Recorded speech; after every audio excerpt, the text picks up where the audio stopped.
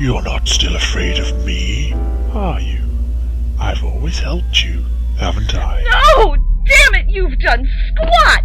You just make me watch movies all day long. Keep me trapped into this horrible You'll love place. it here when you get used to the crappy Phantom movies, and you'll love the crappy Phantom movies too.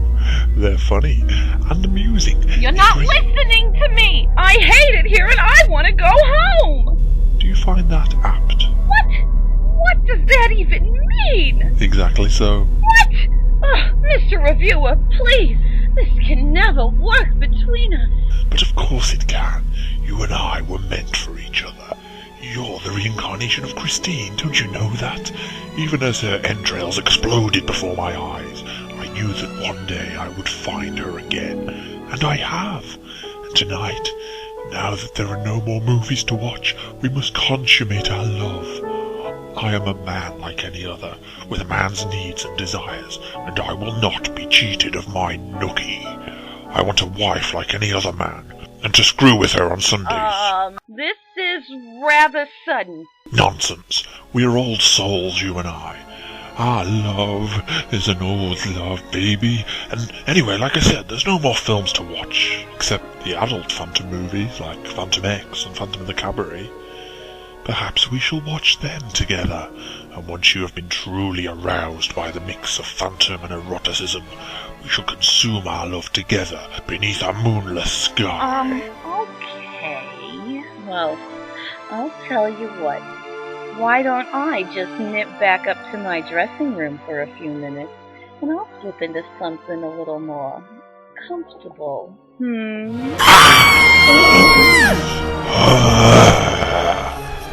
Oh, now you've done it. Now you've done it. Now you have done it. You wanted to see my face, eh, bitch? Well, feast your eyes. Glut your soul on my accursed ugliness. Go on. See that I am built from head to toe of death. Feel it. Touch it. Love it. Feel my crispy, deep-fried skin beneath your nails. Go on. No! Taste it. It's finger-licking good, isn't it? Oh, you women are so inquisitive. You wanted to see my forbidden face, but when I ask you to watch some Phantom movies with me, there's always some excuse.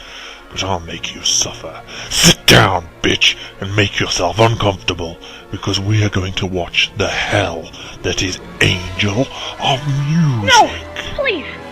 Not Angel of Music. I'll do anything. I'll watch Dario Argento 3 times in a row. I'll do Phantom of the Ritz. I'll watch Phantom of the Ritz standing upside down, hanging upside down at the back of the couch. I'll do it topless. I'll do it however. I'll watch it back to back with Il Monstro or El Phantasma or anything you want. But please, don't subject me to Angel of Music, Mr. Reviewer, please. I'm so sorry, oh God.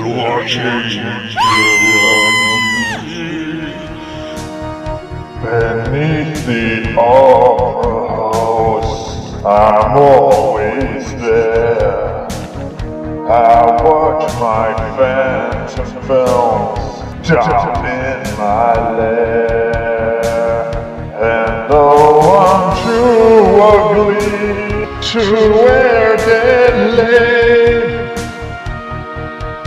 the Phantom Review. Watch. Each version made.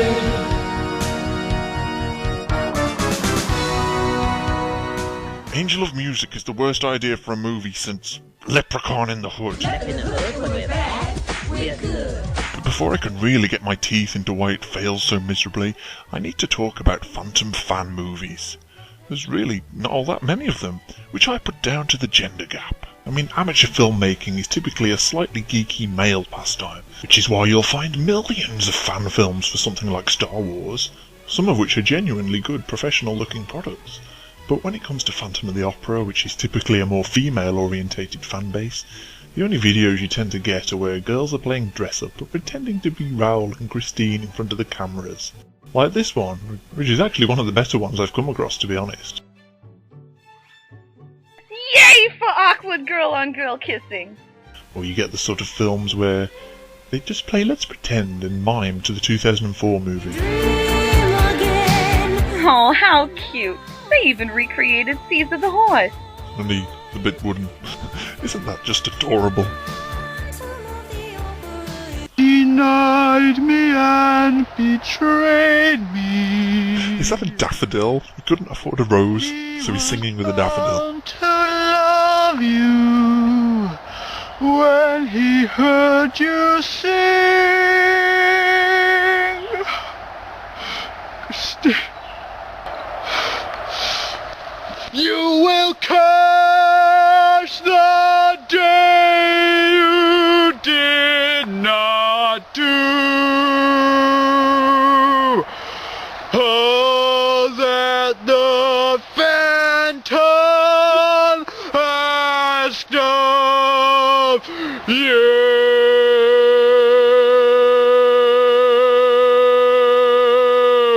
But when it comes down to any kind of real serious attempt by a fan to make a Phantom movie, there just aren't that many good examples out there. If we're talking real full-length fan films, at the moment all we've got is Angel of Music to look at.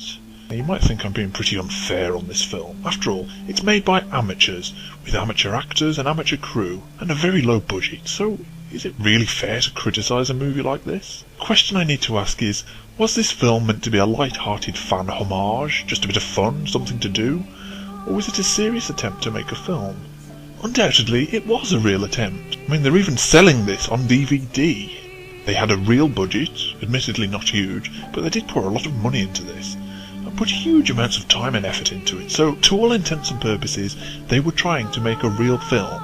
So, I'll judge it as a real film. If I was just judging it like a fan film, then, ooh, it's one of the best Phantom fan films of all time, but as a real independent movie, as a show reel for these actors and filmmakers to show the industry what they're capable of, then no, absolutely not. It's dreadful, as I hope will become very evident soon enough. Now, for the sake of fairness, let me start off by being nice to these filmmakers. They were very brave. They really tried hard on this. The project started off a few years ago, originally meant to be a LaRue faithful period piece. Some of the test footage from those early days is still around, but it's pretty crummy. We're in no danger so long as you do not touch my mask. It cost me $1.50 at the joke shop. Take off your mask if it hides the face of an honest man. Take it off. You will never see the face of Eric. You think the nose on this mask is wonky? At least it is a nose. Ah! Look! Look at my face! Is this what you wanted to see? Now you know the face of the angel. What? What, you think this is a mask too? Come, rip it off! See that it is my flesh! You know that it is a corpse that loves and adores you. They realised that pulling off a faithful period piece on such a low budget would be next to impossible. So they decided to update it, make a modern-day thriller in the vein of the Da Vinci Code, where a reporter's trying to figure out if the Phantom was based on a real story, and has to escape from this murderous cult who's determined to keep the secret hidden. As a basic storyline, that's pretty damned inventive. It's a nice homage to Gaston Leroux, who did write mysteries, and he himself did suggest that the story was based on fact. So great! They actually tried to do something new and original with the story, rather than just a tired remake. The camera works pretty good for the most part. We've got a few nicely composed shots and dramatic images, and from there on I'm running out of good things to say about this. Just watch and see, with the best will in the world, just how wrong this thing can go.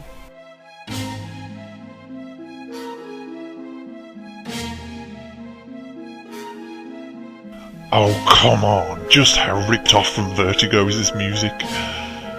Listen to it, it's exactly the same. I can't believe the ripped offness.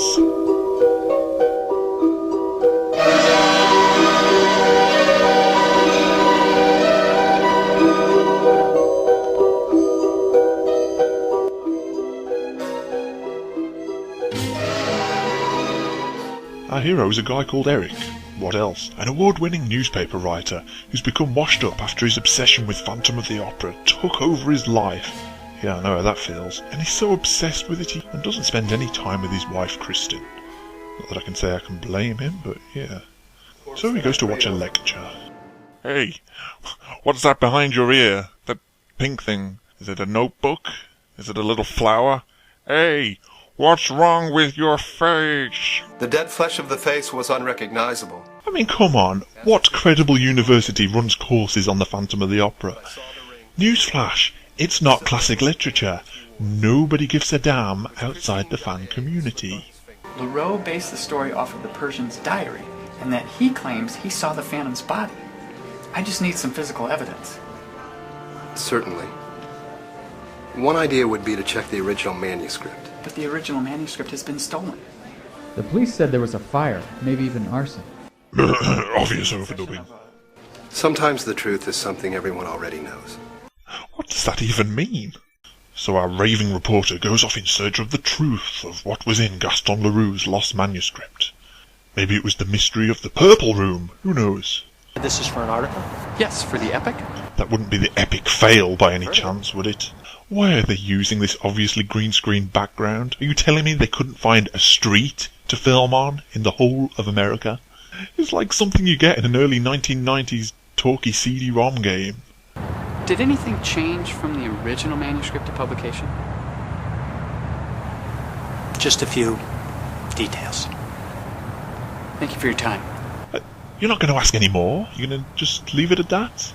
I'll just put that in my report then. Sensational truth about Gaston Leroux's lost manuscript. It contained details. Not sure what the details were, but there were details. What kind of reporter are you, you idiot? Your shoes. Have you been drinking?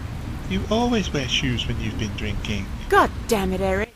Okay, well, I know these guys aren't professionals or anything, but it goes without saying that the actors in this are terrible. The guy playing Eric reminds me a bit of William Dafoe. He's probably the best actor out of all of them, although that's really not saying much. The standard of acting in this film is only one step slightly above the acting in that other indie train wreck of a movie, The Room. You are lying. I never hit you. You are tearing me apart, Lisa! By far the worst actress in this is Kristen in this one, who plays the dual role of Eric's wife in the present day, and also Christine Daae in the past. First of all, her voice is annoying in the extreme. It just grates on my earlobe. I don't even know what you do, Eric. Where do you go? She sounds like she's been badly dubbed by Mary Popping. Now, I appreciate this will probably sound quite offensive, but she's just way too old to be Christine. The actress's name is Lisa J. Madder. You are tearing me apart, Lisa! According to Internet Movie Database, her age range for acting is 35 to 48.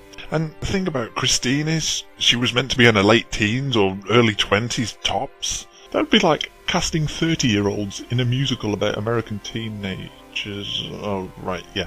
Anyway, what was I saying? It just takes me out the movie every time I see her playing Christine. Now, I don't mean to be offensive, but I have to speak the truth. She's just not right for Christine because she's too old, and more importantly, she can't act. She speaks in a monotone all the time, and she never emotes. And anyway, what was wrong with the Christine in the test screenings? She looked the right age, and she was blonde, and she could act. The only time Christine is ever believable is when we see her as a little girl in a flashback. See, they did read the book, because we have the scarf scene, which I've not seen show up in any other movie version, although he just sort of caught it rather than rescued it from the sea, but whatever. He bravely caught it. Meanwhile, Eric's wasting his afternoons wandering around the most unatmospheric graveyard in the world, and sees a badly motion-tracked name on a family crypt. Golly gosh, would that mean the Daaes moved from Sweden to the same town in America where our hero lives? That's convenient. I think this is Eric. Eric has a PA called Meg. Yeah, they actually put Meg in this, and decides to ring her up and tell her the news. I need you to go through immigration records. See if you find any references to names similar to or exactly matching the surname Daae. And see if any of those have origins in Scandinavia or France. Gee, I'm sorry, I can't hear you over the terrible sound editing. All I hear is traffic noises. Mr. Reviewer, please! Enough's enough! Sit down! If I've got to suffer, you've got to suffer. Now pass me my butterscotch popcorn, you dumb broad. I ought to kill you to get me a pizza roll. Now back to the review. Anyway, Eric starts searching through stories his newspaper printed on Gaston Leroux to the tune of the most ear-bleedingly ghastly song I have ever heard. This song is making me sweat.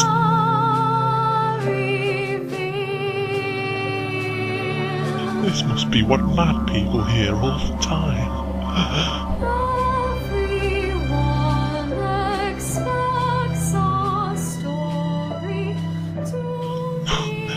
Come on, even a tabloid newspaper wouldn't put such a grammatically unsound sentence on their front page as Christine Daae has child. That's like something you'd see on a lolcats website. What next? Christine Daae walks and foxes? They're walks and foxes? Could someone please explain why a real credible newspaper would publish so many Phantom of the Opera related stories as headlines? Newsflash! Most people do not give a rat's ass about Phantom of the Opera outside the Phantom geek community. And secondly, no one but lunatics believe the story's anything but a legend. It's a legend. It doesn't exist. Right, Ted. The way the Phantom of the Opera doesn't exist. The Phantom of the Opera doesn't exist! And thirdly, look how lazy these effects are. These don't look like real newspapers. It's like a bad Photoshop gone wrong. Look, they've just changed the headlines and kept the same text. How lazy.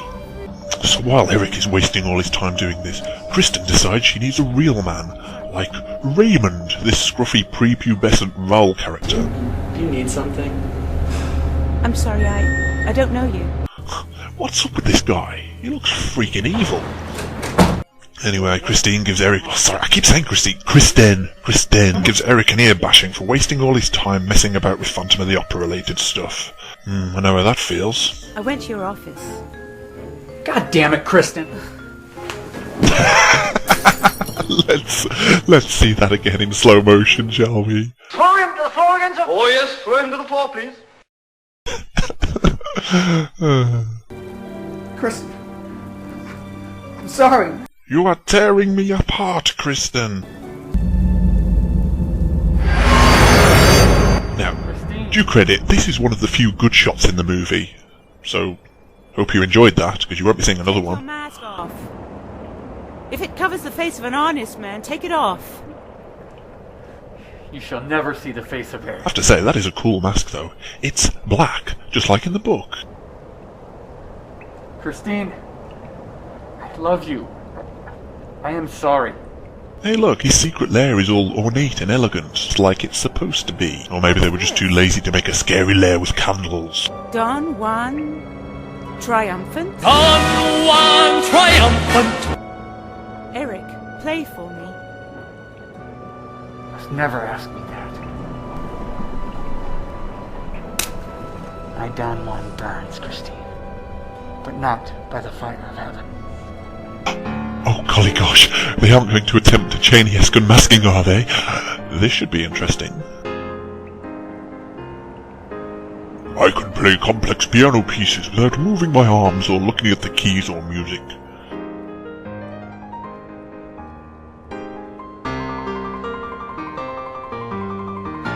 Hear the glory of Don Juan Triumphant, like one magnificent turd.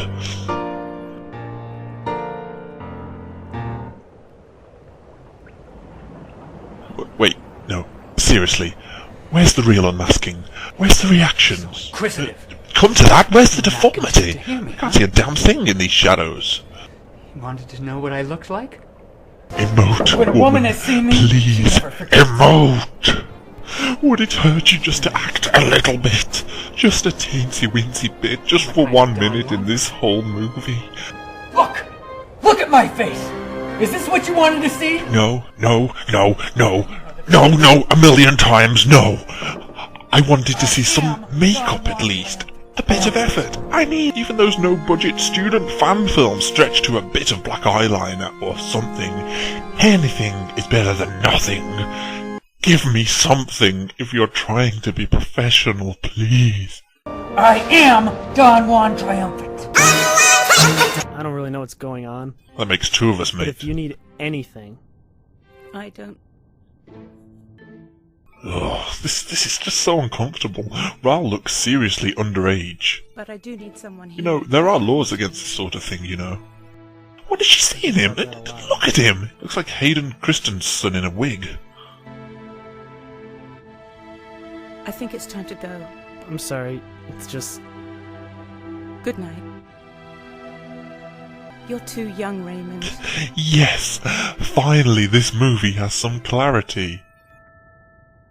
I can come back and check on you later. Preferably when you're naked.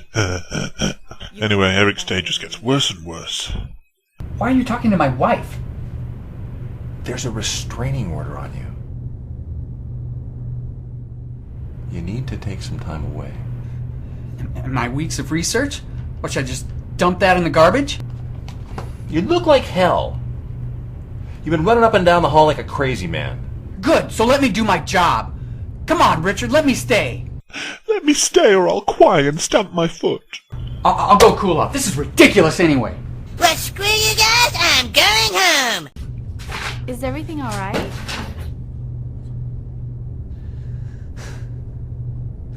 It's Kristen. We're drifting apart. You are tearing me apart! Oh, what? Lisa Dye? Your wife was called Lisa Dye all this time and you didn't notice? And yet earlier on in this stupid movie, you were looking for Christine's descendants in America. See if you find any references to names similar to or exactly matching the surname Dye. But forgot your own wife's maiden name is Dye. Do you have a peanut for a brain? Is that your research? They should have done that with this script. Saved us all some misery. So anyway, Eric goes back to his home and then... well, just watch this. Hello? Eric, it's me! It's Gabriel, Eric! I know of you and Christine Daae. You're keeping her as a prisoner. Yay! A white version. You know what? This dude here is called Dr. Persin. Coincidence? Or extremely contrived writing? You decide. I know who you are. Ooh, owned by a torch. What I do in my own house is my business. Here's Johnny. Tears of blood. Dude, forget about these idiots. Go and get medical help. Is there anything I can do? No! And even I could make a better movie. In fact, I will.